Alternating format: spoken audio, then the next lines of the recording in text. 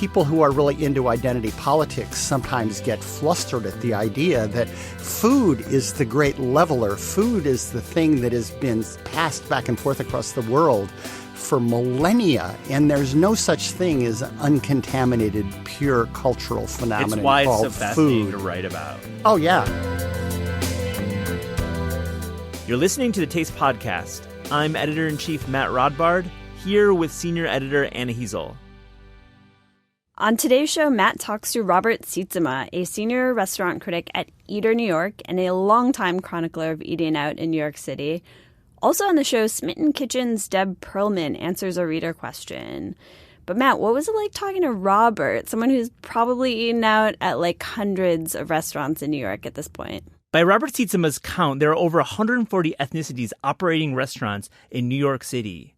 And by my account, as a loyal reader of his in The Village Voice and now at Eater, he's documented nearly all 140 of them. Robert and I have a great conversation about his career as a food critic and writer. And he actually has a bone to pick with the current crop of food writers and critics. Uh-oh. Am I one of them? What's his bone to pick? He was not targeting you, Anna. Absolutely not, because you actually leave the office. He thinks that food writers now are not leaving their desks enough and traveling the city as he does. Robert is legendary for his crawls and his insatiable curiosity about food in New York. He documents tacos, pupusas, banh mi, and more recently, the sandwich. I can't wait to hear this. Here is Matt talking to Robert.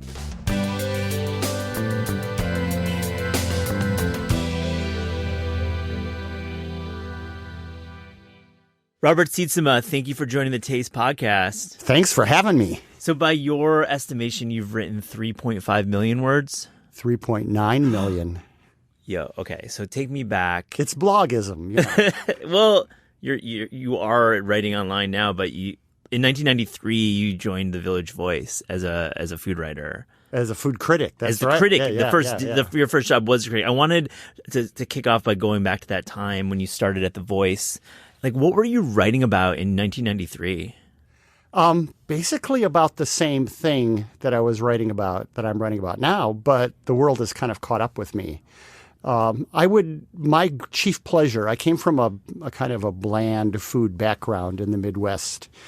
And I came here and just discovered all of these little, we called them ethnic restaurants at the time. And I think that term is still marginally acceptable, meaning food that comes out of some ethnicity, food that is specific to a time and a place and a geographical location. So, and so finding all these different kinds of restaurants, at one point, I calculated there were 140 different ethnicities, including all the European ones that at the time dominated the restaurant scene. But now, man, that's all changed. It's definitely changed. So at that time in 93, was there a predominant interest of yours when you were writing those columns? Well, the Mexicans had just arrived. And so there were all these little taqueria bodegas in what most regarded as obscure places. Bushwick, a name not on everyone's lips at the time, had a lot of interesting stuff. And but that wasn't the only thing. I mean, there were interesting Croatian restaurants and Serbian restaurants and Brazilian restaurants and restaurants from obscure regions of China, though that was to come into force later. Obscure, not to the people that live there, obviously, but to the people living in New York at the time. So what was your method like back then before, and this is before, obviously, cell phones, but before the internet. Before the web? Before the internet. I mean, it was right at the dawn of the internet. So how were you reporting? Because I feel like we rely so heavily on the internet when we're writing about food for fact-checking and for cross-referencing and for inspiration. But right. And these days, most food writers never leave their seats. They can just sit there with their laptops in front of them and they can look up every different kind of restaurant and they can figure out where things are without really my entire method at the time, and still is, empirical. My favorite thing to do is to just pick a neighborhood at random and go there and just kind of like be really hungry and start canvassing the neighborhood for restaurants. And sometimes I have an idea what I'm going to find. Sometimes I don't. But and I love you operate so independently from the internet and from the social media echo chamber. But of course, you're part of it working at Eater, which is super innovative. Oh God, yes. Yeah. So I feel like do you when you made that comment about how food writers don't leave their desks, how do you feel about that? I mean, do you have any emotion, or are you just kind of doing your own thing? Well, they're making it really easy for me. It's so true. Really, I feared for decades that I would be getting off the train and I would spot a half a dozen other food writers kind of like beating the bush, looking for restaurants, and I would have to like kind of engage them in fisticuffs to decide who got to go into this new restaurant from Indonesia in Elmhurst or something. And then the fact of the matter is nobody else was really interested in doing that. And I'm not patting myself on the back. I regard myself as a strange sort of subspecies. Yeah, but I will pat you on the back, and I'll be the one to jump in, because I think it's a really salient point how actual reporting is part of the job. It's not like food writing. It's like food reporting. And that's what's really fun. Totally agree. I can't tell you. And you yourself have done a lot of this, going to neighborhoods, hungry, looking for places to eat. Us together, we've gone to Korean restaurants and Mexican restaurants in Queens and Brooklyn. I love hanging out with you. It's almost like I'm with a professor. I feel like you always have great stories. I want to hear a little bit about the sandwich quest that you're going on at Eater. You've announced this recently that you'll be eating a bunch of sandwiches in 2019. First off, why sandwiches in 2019? And what do you want to do with this project?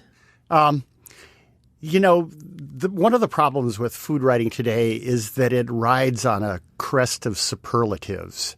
In order to attract clicks, everyone writes this kind of overblown prose about things. And I thought, what is the most plebeian, the most normal sort of thing? And that's the sandwich, the lowly sandwich. And looking into the sandwich further, I discovered that there were vast territories of unexplored sandwichness. And there were places that were making sandwiches that were unsung, and sandwiches from cultures that nobody knew had any sandwiches except the eaters of the sandwich themselves. So I decided to try to write in a kind of offhand sort of way. To me, it was like a writing challenge. Could I write about these sandwiches in a kind of level-headed way without, because everyone expects you to say, oh, this is the best sandwich. And it's like all bullshit. Mm-hmm. It drives you crazy because here, without much empirical evidence, people that haven't even tried the dishes that they're writing about in many cases are writing this like overblown prose and stuff. So I said, what could be more normal and more even than just sandwiches? And I started discovering things about sandwiches that I'd never really realized before. I was watching a film noir movie on one of those stations that projects them constantly. And these two kind of like lowlife guys go into this diner and they order a sandwich. And I'm watching it thinking, wow, sandwiches, that's one of my favorite things. And even though they were out of style for a long time and now they're coming back in for reasons to be explained later. Oh, yeah. But the waitress went over to the back of the diner and she got 2 slices of white bread, 2 thin slices of boiled ham, 1 slice of cheese, buttered the bread, and that was the sandwich. That was the entire sandwich. It was like, and I'm thinking, wow, all these people in this movie, they're so skinny. I didn't notice that. But this was their idea of sandwich. It was not something piled high with all sorts of crap and just like things falling out on each side. And, like 3 kinds of meat and 4 kinds of cheese and, and slather. Whenever you hear the word slather, be very suspicious. That word is, we'll use the modern parlance of it's like extra. Like sandwiches are always in the extra realm. It's like, it has to be superlative.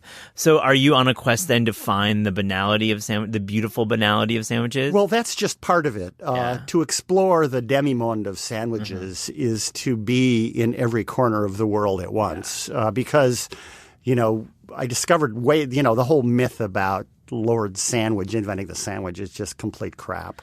Oh, yeah. Even in his own country, people were using slices of bread called trenchers as plates in medieval eras. So the open-faced sandwich was invented before the 2-slice of bread sandwich.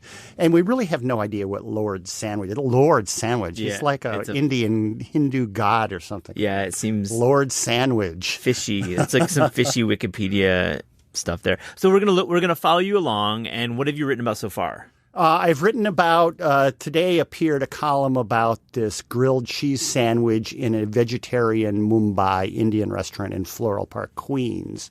But I've done some other things. I started out with lowly liverwurst. Oh, man. One of my whole That's my ideas, dad's favorite sandwich, by the way. Just going to shut up my dad. It's not your great-great-grandfather's He has an old favorite school sandwich. streak. And it's really, the first thing I found out was that I went to deli after deli and I would say liverwurst and they would look at you like, are you crazy?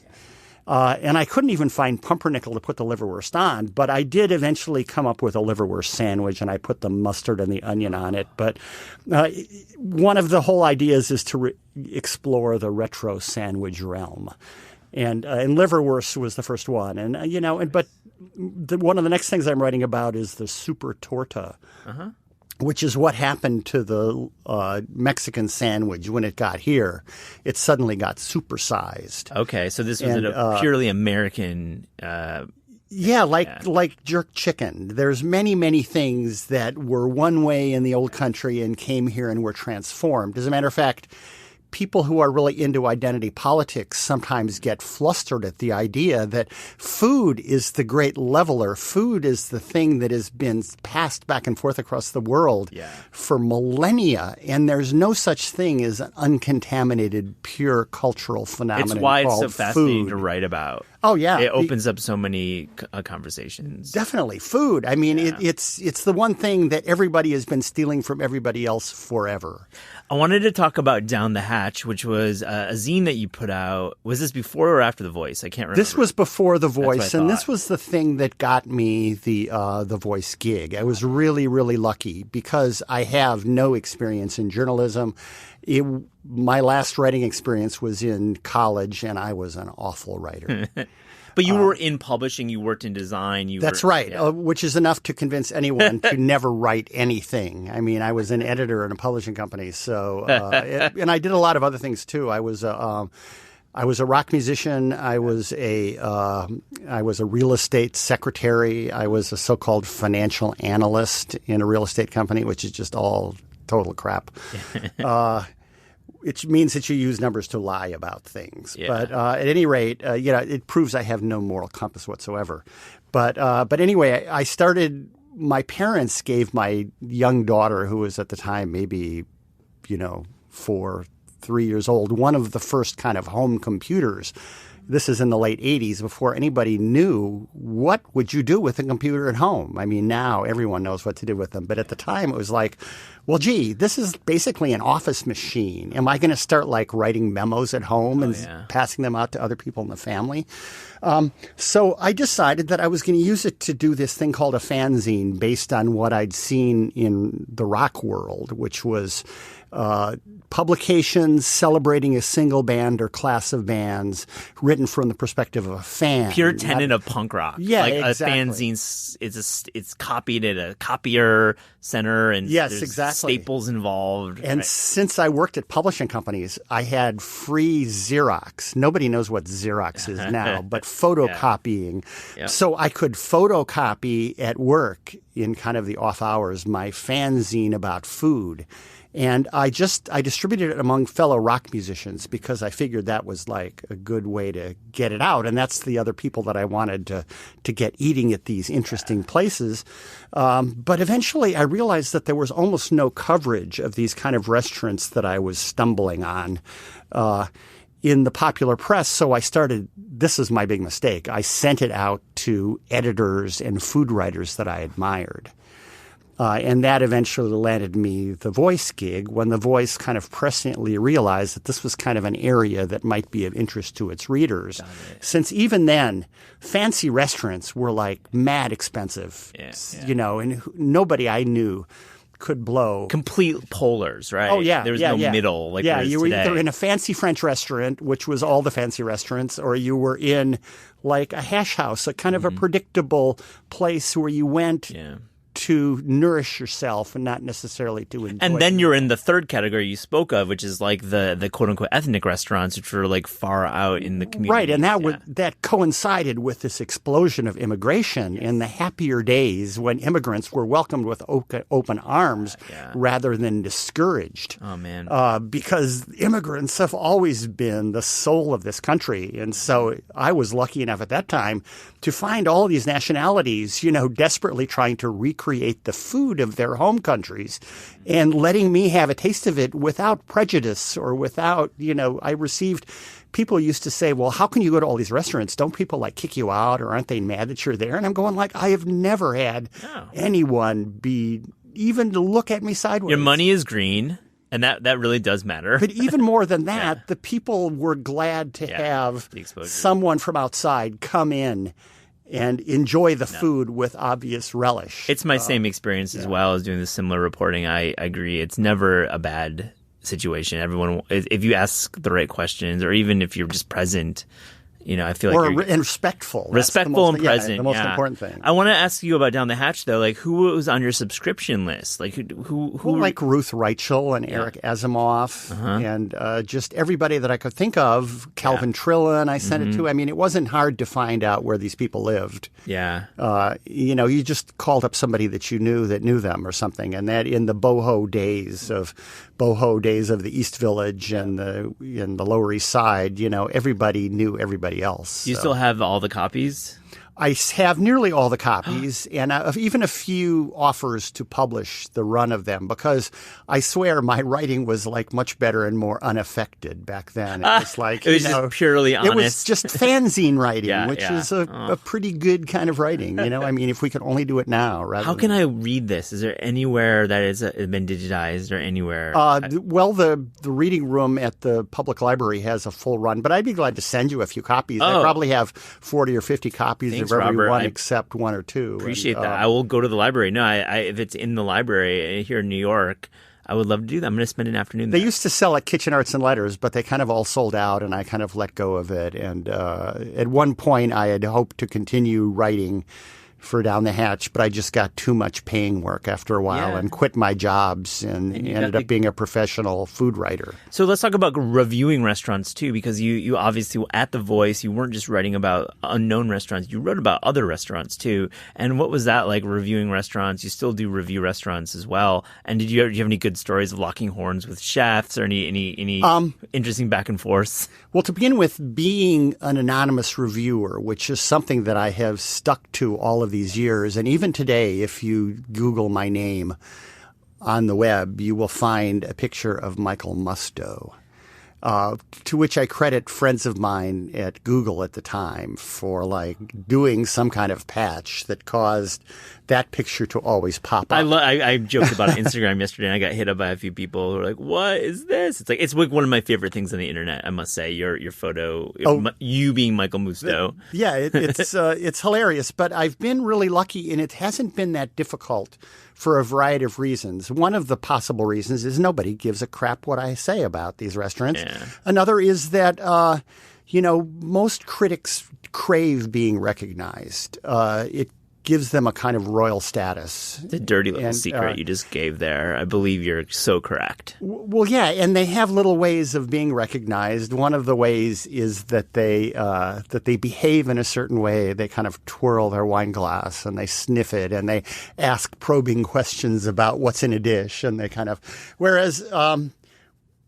I in general went to both lowbrow and highbrow restaurants, cheap restaurants, expensive restaurants, but I would always bring an unexpected crew with me. Like sometimes I bring a class of high school students, or I bring a baby or something. Yeah. I tried to not look like a critic, and I don't think several critics have been cursed by being very obvious looking, but I'm kind of like a normal, short, Fiji Islander. Oh my God! No, I'm just kidding. Yeah, I was like, you're not a short man. You're trying to throw people off. But did you ever, with reviews, do you have any reviews that pop out that were like particularly contentious with? I have received I've received hate mail. Yeah.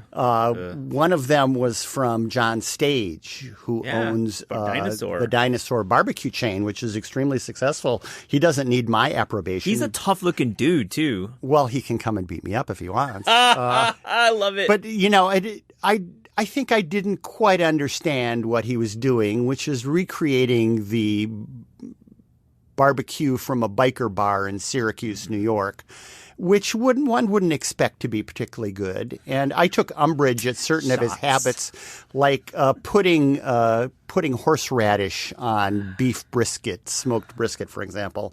You know, as a Texan, sometime Texan, I'm a purist with that. I don't bother with any kind of barbecue sauce. So, you know, I criticize the things that I didn't like about it, but every critic has idiosyncratic ideas, and he just flew off the handle. Why he cared what I thought, I don't know, but he wrote me hate mail.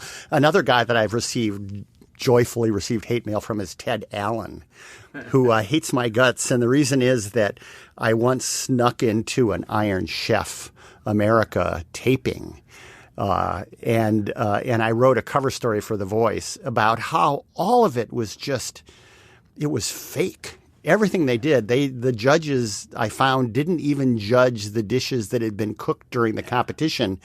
The dishes were recreated hours later for the judging by people that weren't even the competing chefs. And in other words, and people and they hated me for pointing these flaws out. But to me, as a kind of a half-wit, it seemed so contrary to what the whole idea of the contest was. It's a legendary piece. Listener, you should definitely Google it. You can find it, I'm sure, The Voice is in the archive or on Google Books, because it is an epic piece. I remember that. It did cause quite a stir. Because at the time, I think food media was kind of eating out of the hands of food television, and I feel like it was this relationship that was weird and imbalanced, and I think you kind of blew it all up with that piece. So thank you. It was cool. Yeah, man. no, it was so much fun to do, and to try to be subversive a little bit. I had Pete Wells in here a few weeks ago, and I asked him a question that I want to ask you, because I think it's really important, because I think we're really at an interesting time in New York. So what should the next New York City mayor do to help these small restaurant owners who are really, really struggling to survive? We've seen the headlines. There's closures every single day. It's clearly a real estate issue. Somebody needs to step in. Do you have a solution? Well, to begin with, I don't believe that Mayor de Blasio cares. I said next mayor. Yeah, because he is in the pocket of the real estate interests, as all of the previous mayors have been. And even when he kind of slipped up and said he wanted to sell a third of the NYCHA housing to real estate developers, it was like, are you out of your mind? Why would you even think of something like that? But let me go back to when I first arrived in New York in 1977, when I knew of only one McDonald's in the entire city, and that was the one right on First Avenue around 6th Street. Yep, East and Village. It was an oddity. Not too long after that, Larry Rivers made me angry by selling out his loft on 14th Street and First Avenue to a McDonald's location, a former dry cleaner. And you can imagine how that improved the taste of the Big Macs, the dry cleaning fluid kind of perfuming the air. So at any rate, there were no franchise restaurants. And, the real estate obsession with getting the maximum penny, no matter what the consequences are, by renting to these chains. Now chains are ubiquitous, and their handmaidens are the fast casual local chains and national chains, which pretend to kind of put lipstick on a pig by turning fast food into this thing that you're supposed to tip massive amounts for. And, and that whole debate, which is so complicated. Making it aspirational to eat this like bullshit food. Yeah. Yeah, exactly. That is the same as all the other crap food. It's the same as the airport shit you're going to eat. Meanwhile, all of these, the reason that New York is because of the life on the streets and the ma and pa restaurants and the vast range of choices. And the idea that they would sell this stuff down this, look at something like this ridiculous new development over in Hell's Kitchen, where they have like high rises and they have this kind of like worked out plan of all the restaurants, and all the food media is falling into line to like drool over it. Say Ryan Sutton at Eater, your colleague, is not. I like him. I like him too. Yeah. So I just want to jump in and say that Yeah. not all food media is eating out of the hand. I'm seeing a lot of this. Yes, bullshit, I'm speaking in general. Yeah, but, totally. It's, what's that called? Hudson Yards? Hudson Yards. Hudson Yards, yes. man. Big. How do we then help these mom and pops that I so agree we need them for New York to maintain its soul? Well, I would say that there has to be a kind of restaurant ombudsman who will help these people negotiate their leases. There has to be some kind of safety net. Because you read one of the stock and trades of all of these media is to bellyache about wonderful restaurants from the past that are going out of business, that have been around 30, 40, 50 years. We're no longer even surprised. We're deadened to it, just like mass shootings in schools. We're having mass shootings of restaurants where restaurants are just dying left and right. And speaking of hyperbole, we have, the jump in. I cannot believe blank restaurant closed. And you ask yourself, when was the last time you went there? Right, it was right, 4 years ago. When was the last time you wrote about it, writer? I've never written about them except for this surprise. So I think it's all everyone's problem. Yes, actually. we as restaurant journalists are certainly largely at fault by our emphasis on just new places, always the newest new place, and people who describe themselves as foodies. I mean, they pride themselves in being the first to get to a place, and I've fed into that myself. I mean, I'm equally as guilty where, people want to read about the new restaurants, and they really don't care about the old restaurants, yet there's many restaurants. I was just at a place the other night, this Italian restaurant called Jean's in the West Village, and it's actually in Greenwich Village, and it has that kind of red and dead Italian sauce, and it was filled with people that just loved it. I mean, the median age may have been 60 or 70 or something, but it was a place and I looked through. I looked through the web presence of the restaurant, and no one had written about it in decades. And yet a perfectly good place that represented part of New York's history. So Jean's faces a rent increase in 2020, we'll say. Uh-huh. So you're saying there's an ombudsman who could potentially help them and maybe create a new business model. Right, or perhaps even some sort of rent stabilization. Okay, that's what I'm thinking. Yeah. And Wells, Pete was not for that or wasn't clear, and Pete was well, everyone pays lip service to the idea that everyone should have complete freedom to do, that's the most obviously defined freedom of being an American, is the freedom to screw everybody else with your real estate. Yeah. To sell a block of buildings that define the character of a neighborhood. So a new high-rise condo can be built under de Blasio. This is only accelerated, and in many cases, the tax abatements that are given to these developers make it possible to view these apartments as investments for foreign people. I mean, as long as the real estate mogul makes his nut, as they say, they don't care what else happens. So it's a spreadsheet. Even the high rises over by where I live in the West Village in a rent stabilized apartment, the high rises over by the river. Many of them, you can see that they remain empty, that they've all been bought, but nobody lives there.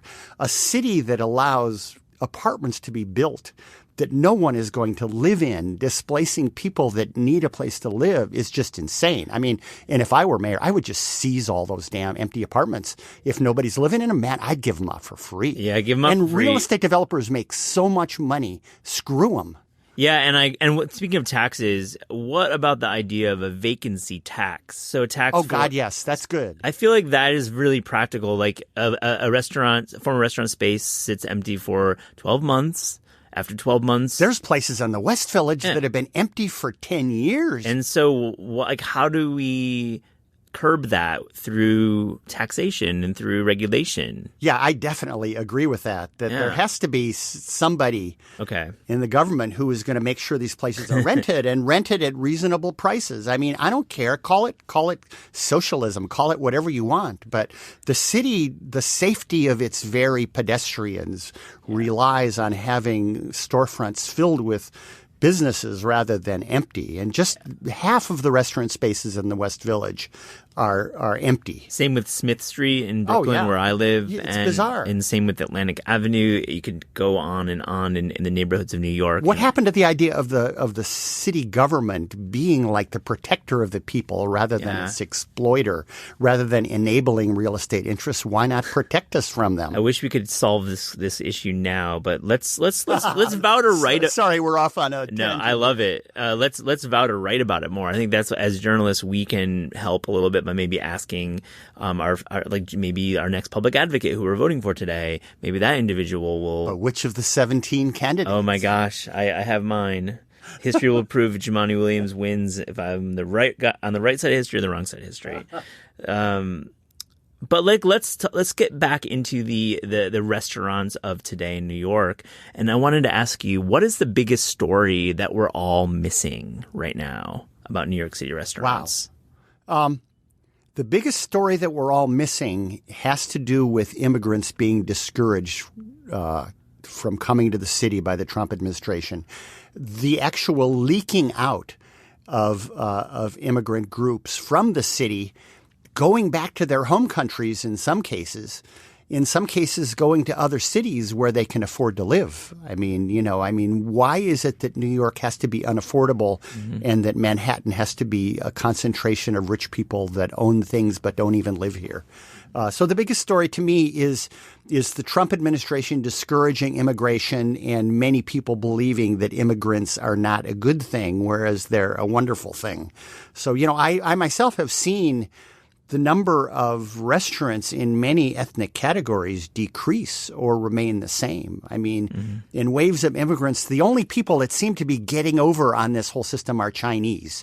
We have one of the most exciting demi-mondes of Chinese cuisine that the city has ever seen, to the point where I believe we are surpassing Los Angeles. You are, and Serena Dye, the editor of Eater New York, and yourself and many of your colleagues at Eater wrote a really great package about the Chinese in New York. And it was easy to do because the material is there. I mean, we have regional restaurants from 20 or so regions of China. We have, these upscale Chinese restaurants and restaurants with innovative chefs and attractive restaurants on all levels of the economic ladder. And you wrote a piece about the different regionality of Chinese restaurants in New York, and we read about Szechuan all the time. We read about Yunnan a little bit more, but take us to a region of China that maybe we don't know about. Oh my God! Represented in New York. Thank you for this question. Yes, Dongbei, which is the area that used to be called Manchuria,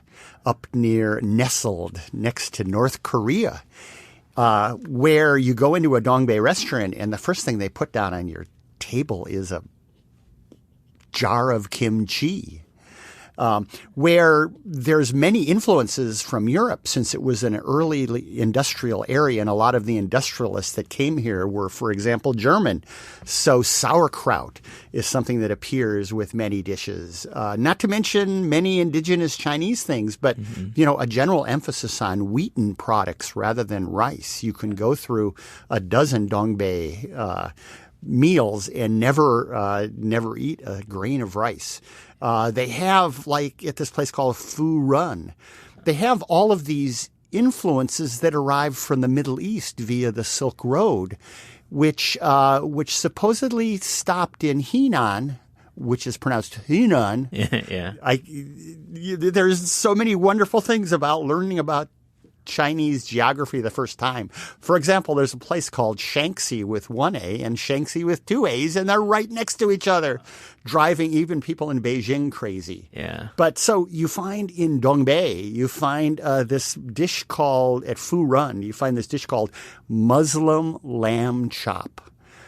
And it turns out to be this magnificent giant rack of mutton chops stuck together and painted red. Oh, beautiful. And covered with cumin seeds. Yeah.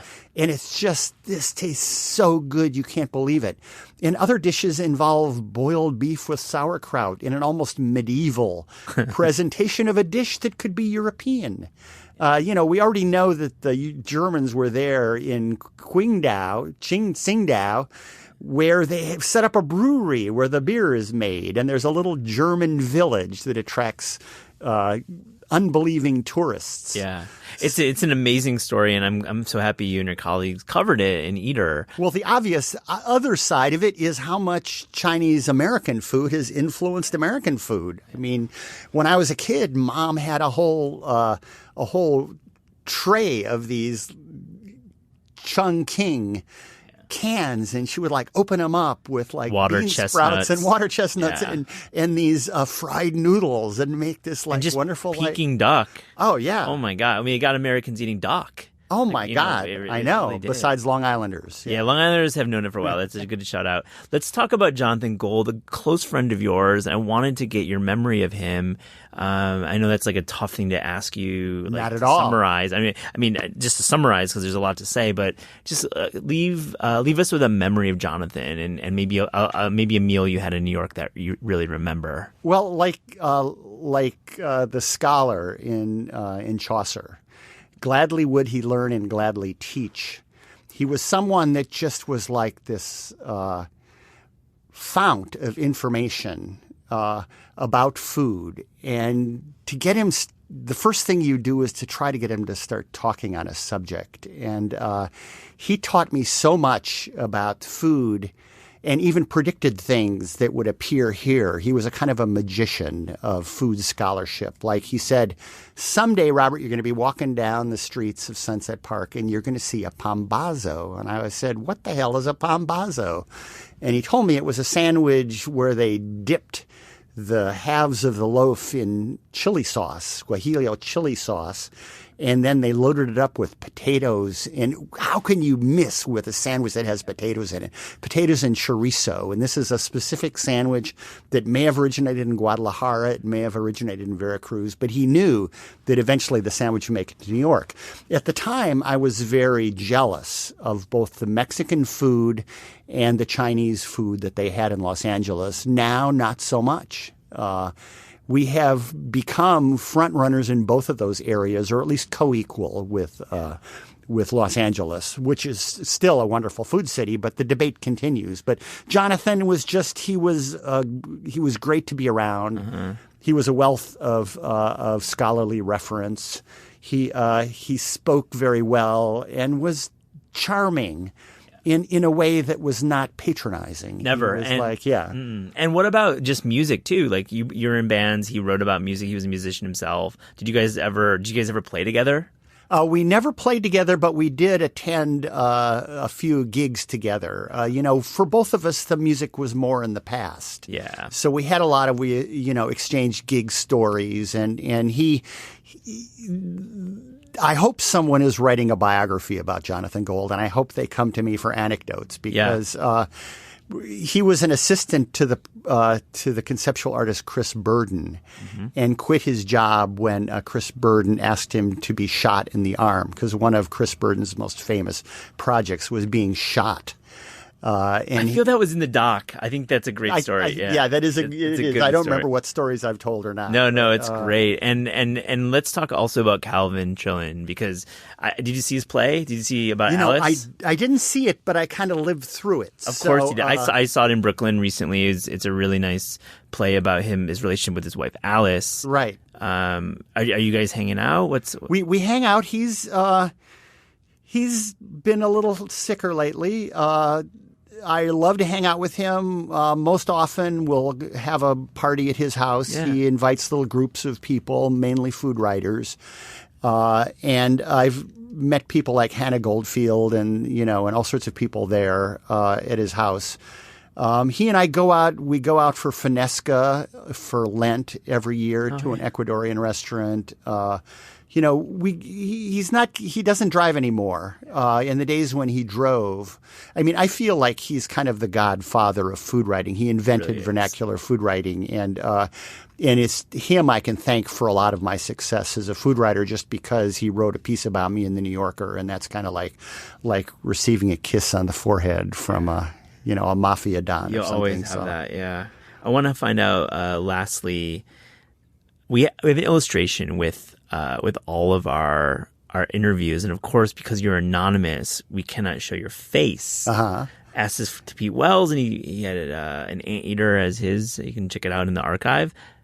Robert, who should represent you in graphic form on the Taste Podcast?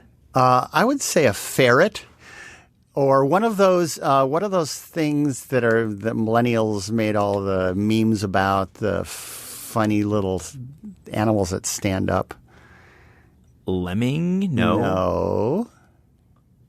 You're looking at the wrong guy. Well, I don't know what that No, is. I think a ferret will be fine. We'll do a ferret. Yeah. Okay. So tell me, why the ferret? Ferrets are secretive. They have long necks. They kind of like, they're illegal too, right? During the Giuliani administration, when I was arrested for smoking marijuana. Yes, a ferret is good. They sneak around. Robert Sietsema, thank you for joining the Taste Podcast. And thanks for having me. That was big fun.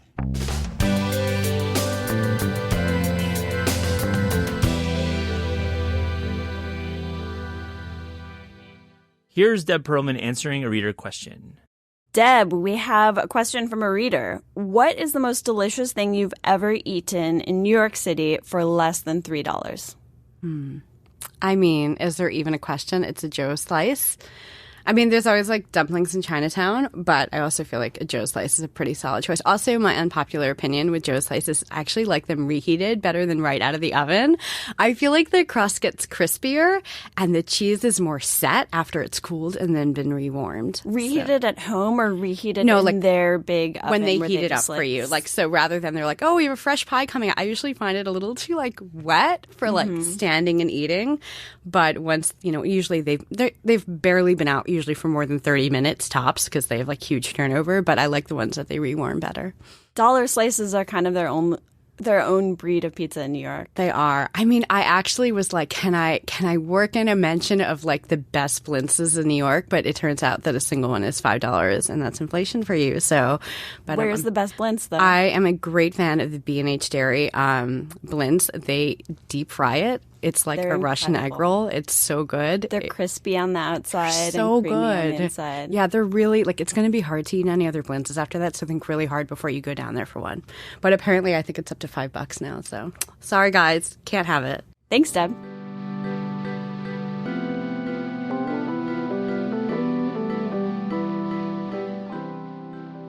The Taste Podcast is hosted by Matt Rodbard and me, Anna Heasel. The show is produced by Gabrielle Lewis, studio recordings by Pat Stango, theme music by Steve Rydell. Interviews are recorded live at Books Are Magic in Cobble Hill, Brooklyn, and at Penguin Random House Studios in Manhattan. Visit Taste online at tastecooking.com. Thanks for listening.